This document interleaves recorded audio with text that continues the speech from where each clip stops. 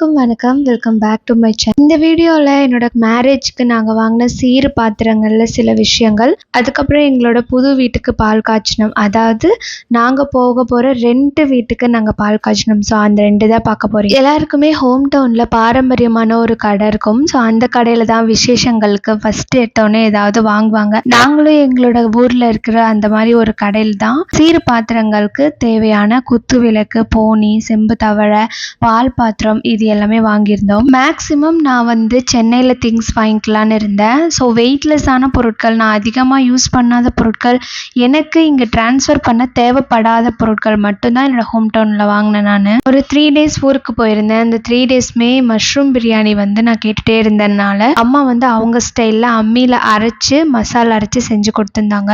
இவங்க இந்த மசால் ஒன்று தான் போடுவாங்க, வேறபடி எந்த ஒரு மசால் பவுடரும் கடையில் விற்கிறது போடவே மாட்டாங்க. வதக்கிறதுக்கு வெங்காயம் மட்டும்தான் யூஸ் பண்ணுவாங்க. மற்றபடி ஆட் பண்ணுற எல்லா இன்க்ரீடியன்ஸையும் அவங்க அரைச்சி தான் ஆட் பண்ணுவாங்க. அன்னைக்கு தேவையான சின்ன சின்ன ஹெல்ப்ஸ் எல்லாம் நான் சமையலுக்கு பண்ணிட்டு இருந்தேன். மஷ்ரூம் கட் பண்ணுறது அப்படின்னு சொல்லிட்டு இந்த சேனல் ஸ்டார்ட் பண்ண புதுசில் இந்த மாதிரி ஆங்கிளில் வச்சு வீடியோ எடுத்திருக்கேன். அதுக்கப்புறம் ரொம்ப வருஷங்கள் கழித்து இந்த மாதிரி ஆங்கிளில் வீடியோ எடுக்கும்போது எனக்கே ரொம்ப புதுசாக இருந்துச்சு. அண்ட் ஆல்சோ இது நாஸ்டாலஜிக் ஃபீலிங்காகவும் இருந்துச்சு. ஃபைனலாக மஷ்ரூம் பிரியாணி ரெடியாக இருந்துச்சு. நானும் சாப்பிட்டுட்டு அன்னைக்கு ஈவினிங்கே ஊருக்கு கிளம்பி வந்துட்டேன். ஊருக்கு கிளம்பி இங்கே சென்னை வந்ததுக்கப்புறம் என்னடா ஒர்க் இருக்குது அப்படிங்கிறது ஒரு லிஸ்ட் போட்டு அதுக்கேற்ற மாதிரி தான் நாங்கள் செயல்பட்டோம். May 31 முடிஞ்சு June 1 வீட்டுக்கு பால் காய்ச்சறது அப்படின்னு நாங்கள் முடிவு பண்ணியிருந்தோம். ஸோ அதுக்கு என்னென்ன ப்ரொசீஜர் அப்படிங்கிறத பார்க்குறது கூட டைம் இல்லை. ஸோ அதனால ரெண்டட் ஹவுஸ் தானே அப்படிங்கிறதுனால என்னோட என்கேஜ்மெண்ட்டில் எனக்கு சீராக வச்ச நவதானியங்களையும் நான் எடுத்துகிட்டு வந்திருந்தேன் ஊரில் இருந்து. எனக்கும் மார்னிங் ஷிஃப்ட் அப்படிங்கிறதுனால எனக்கு ஊர்லேருந்து வந்த உடனே அந்த 5 நாள் எப்படி போகுதுன்னே தெரியாது. பிகாஸ் மார்னிங் எந்திரிச்சு சமைச்சு நம்ம குளித்து ரெடியாகி ஆஃபீஸ் போயிட்டு ஈவினிங் வந்த உடனே ஒரு கொஞ்ச நேரத்துலேயே தூங்கணும். அடுத்தது மார்னிங் எந்திரிச்சா அதே ரொட்டீன் தான். ஸோ அதனால எங்களுக்கு நடுவில் இந்த பால் காய்ச்சறதுக்கு என்ன ப்ரொசீஜர் அப்படிங்கிறத சர்ச் பண்ணுறதுக்குனோட டைம் கிடைக்கல. நான் ஆல்ரெடி பேச்சுலர் ரூமில் யூஸ் பண்ணிக்கிட்டு இருந்த இண்டக்ஷன் ஸ்டவ்வையே நல்லா கழுவி சுத்தம் பண்ணிட்டோம். பால் காய்ச்சறதுக்கு தனியாக ஒரு பாத்திரம் புதுசாக வாங்கிக்கிட்டோம். 1 லிட்டர் பால் தான் வாங்கியிருந்தோம் அன்னைக்கு காய்ச்சறதுக்கும். நாம் ஒரு பிளான் போடுறோம். அந்த பிளான் ஷார்ட்டில் இருக்கிற எஸ்டிமேஷனை தாண்டி தான் எப்பயுமே நமக்கு செலவாகும். ஸோ நீங்கள் எப்பயுமே ஒரு எஸ்டிமேஷன் போடுறீங்க அப்படின்னா அந்த எஸ்டிமேஷனில் டபுள் மடங்கு அமௌண்ட் உங்ககிட்ட இருந்தால் மட்டும்தான் அந்த ஃபங்க்ஷன் நீங்கள் நினச்ச மாதிரியும் சுற்றி இருக்கிறவங்க ஹாப்பியாக இருந்த மாதிரியும் ஃபுல்ஃபில்டாக நடக்கும். இதை எங்கள் வீட்லேயும் எங்கள் அம்மாவும் நிறைய டைம் சொல்லியிருக்காங்க. பட் நான் ரொம்ப ப்ரீ பிளான்டாக இவ்வளோ செலவாகும் அப்படின்னு மைண்டில் வச்சுருந்தாலும் கையில் அதை விட டபுள் மடங்கு அமௌண்ட் வச்சுட்டு தான் மூவ் பண்ணினேன். பிகாஸ் என்ன அன்எக்ஸ்பெக்டடாக வரும் அப்படின்னு சொல்லிட்டு நமக்கு தெரியாது. அதே மாதிரி யாரையுமே இன்வைட் பண்ண வேண்டாம், இதை சிம்பிளாக முடிக்கலாம் அப்படின்னு சொல்லி தான் நினச்சிட்டு இருந்தோம். ஆனால் என்னோடய ஹஸ்பண்ட் அவரோட 2 ஃப்ரெண்ட்ஸை இன்வைட் பண்ணியிருந்தாரு. ப்ளஸ் நாங்களும் எங்களோட நெய்பர்ஸை இன்வைட் பண்ணியிருந்தோம். 1 லிட்டர் பால்லாம் வேஸ்ட்டாக போய்டுன்னு நினச்சோம். ஆனால் அது வேஸ்ட்டாகவே போகலை.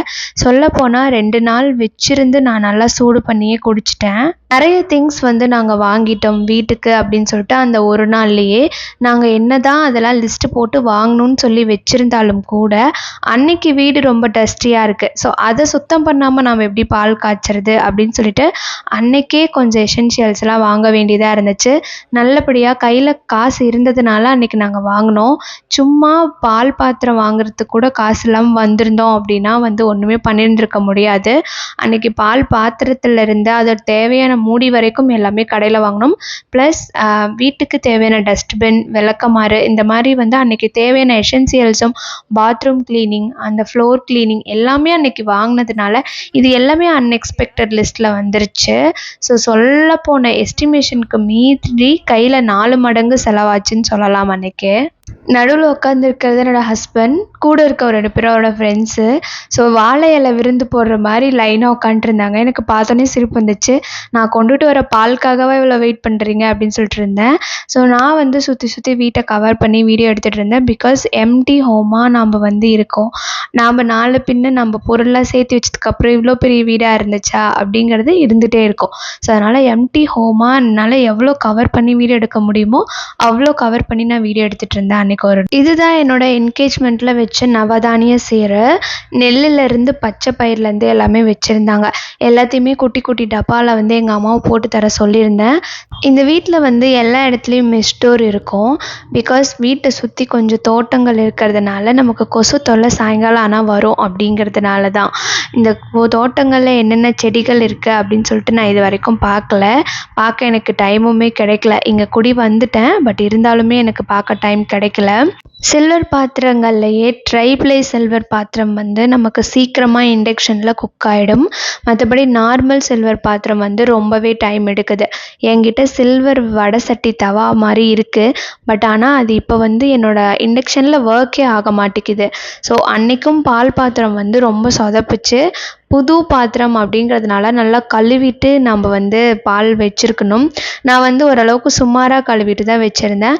அதில் ஏதோ ஏடு மாதிரிலாம் இருந்துச்சு, அதெல்லாம் ரிமூவ் பண்ணிட்டு தான் எல்லாருக்குமே வந்து பால் கொடுத்தோம். அண்ட் ஆல்சோ வந்து பால் வைக்கிற திசையும் பால் பொங்குற திசையும் வந்து கிழக்கு திசையாக இருக்கணும், அடுப்பு வைக்கிற திசையும் வந்து கிழக்கு திசையாக இருக்கணும் அப்போல்லாம் சொல்லியிருந்தாங்க. ஸோ அதனால் எல்லாருக்கிட்டேயும் எது கிழக்கு திசை, எந்த பக்கம் சூரியன் உதக்கும் அப்படின்னு சொல்லிட்டு அந்த பக்கம் தான் வச்சுருந்தேன். பாலும் ஃபைனலாக வந்து பொங்கிருச்சு. எல்லாரையும் கூப்பிட்டேன் பால் பொங்கும்போது அங்கே பக்கத்தில் யாருமே இல்லை அப்படிங்கிறதுனால என் ஹஸ்பண்ட் வந்து எனக்கு கை கொடுக்குறாரு. Congratulation, finally you did it அப்படின்னு சொல்லிட்டு கை கொடுக்குறாரு. அண்ட் என் ஹஸ்பண்டோட ஃப்ரெண்ட் வந்து இங்கே ஒரு ஷெல்ஃப் இருக்கல, இங்கே வந்து ஃபோனை வச்சு ஆங்கிள் வச்சு வீடியோ எடுக்கலாம்ல அப்படின்னு சொல்லியிருந்தாங்க. ஆல்ரெடி அங்கே வீடியோ போயிட்டு தாங்க இருக்குது அப்படின்னு சொல்லியிருந்தேன். அவர் ரொம்ப ப்ரீ பிளான்டாக இருக்கீங்க அப்படின்லாம் சொல்லிட்டு இருந்தார்.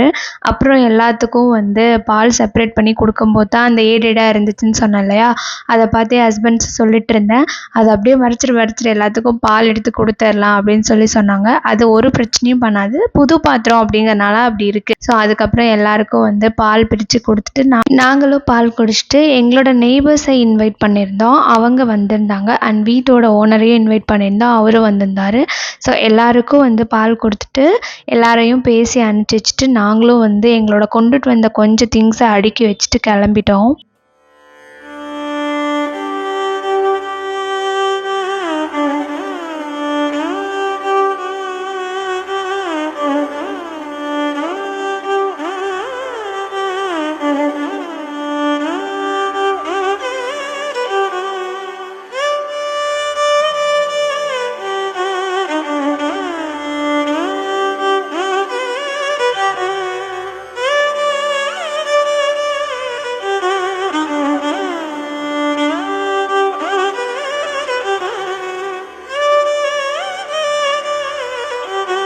என்னோட ஹோம் டவுனில் எங்கள் அம்மா வீட்டில் வந்து எனக்கு டீ பாத்திரம், பால் பாத்திரம் அண்ட் ஆல்சோ வந்து டீ வச்சுருக்கிற டப்பா, சுகர் வச்சுருக்கிற டப்பா, இதெல்லாம் வந்து ஒரு சென்டிமெண்ட்டான ஒரு விஷயம். இப்போ என்னோடய வீட்லேயும் வந்து டீ பாத்திரம், பால் பாத்திரம், சுகர் டப்பா, டீ டப்பான்னு வரப்போ நான் அது எங்கள் அம்மாட்ட வந்து வீடியோ கால் எடுத்து காட்டினேன். என்னோடய வீட்டோட டீ டப்பா, பால் டப்பா, சுகர் டப்பா அப்படின்னு சொல்லிட்டு. ஸோ அதே தான் என்னோடய ஃப்ரெண்ட்ஸ்கிட்டையும் நான் காட்டிகிட்டு இருந்தேன், எங்கள் வீட்டோட சுகர் டப்பா இது அப்படின்னு சொல்லிட்டு. ஃபங்க்ஷன் அப்படின்னா நம்மளை ஊரில் தான் வந்து அதை பண்ணியா இதை பண்ணியான்னு வந்து டென்ஷன் ஏற்றுவாங்க. அன்றைக்கி வந்திருந்தவங்களும் கூட அன்றைக்கி இதை பண்ணிங்களா அதை பண்ணிங்களான்னு கேட்டுகிட்டே இருந்தாங்க. ஒரு கட்டத்துக்கு மேலே நான் சொல்லிட்டேன், இங்கே பாருங்க நான் பண்ணுறதை கூட பண்ணிடுவேன், நீங்கள் கேட்குறதுனால தான் எனக்கு வந்து பதட்டமாகுது அப்படின்னு சொன்னேன். அதாவது இன்விஜிலேட்டர்ஸ் வந்து எக்ஸாம் ஹாலில் பக்கத்தில் நின்னா எப்படி ஒரு பதட்டமாக இருக்கும், அந்த மாதிரி தான் நமக்கு ஒரு வேலை செஞ்சுட்டு இருக்கும்போது நம்ம பக்கத்துலேயே நின்று இன்ஸ்ட்ரக்ட் பண்ணிகிட்டு இருந்தா ஆஸ் லைக் இன்விஜிலேட்டர்ஸ் மாதிரி தான் ஃபீல் ஆகும். எத்தனை பேருக்கு இப்படி இருக்கும்னு சொல்லுங்கள். எனக்கு வந்து அன்றைக்கி நான் வந்து ஃப்ரெண்ட்ஸ்கிட்டே சொல்லிட்டேன், என்னை ரொம்ப இன்ஸ்ட்ரக்ட் பண்ணாதீங்கப்பா, எனக்கு ரொம்ப பதட்டமாகுது அப்படின்னு சொல்லிட்டு இருந்தேன். அதுவும் இல்லாமல் அன்றைக்கி மார்னிங்லேருந்து எதுவுமே சாப்பிடல. ஒரு 2 மணிக்கு மேலே தான் நேரம் நல்லாயிருக்கு அப்படின்னு சொன்னதுனால அத்தனை மணிக்கு மேலே தான் பால் காய்ச்சினோம். ஸோ அதுவும் ஒரு பதட்டம், கூடுதல் பதட்டம் ஆயிடுச்சு. ஃபைனலாக வந்து எண்ட் ஆஃப் தி டே நல்லாவே சாப்பிட்டுட்டு தான் வீட்டுக்கு கிளம்புனேன். இதோடு இந்த vlog முடியுது. நெக்ஸ்ட் வீடியோவில் பார்க்கலாம். பாய்.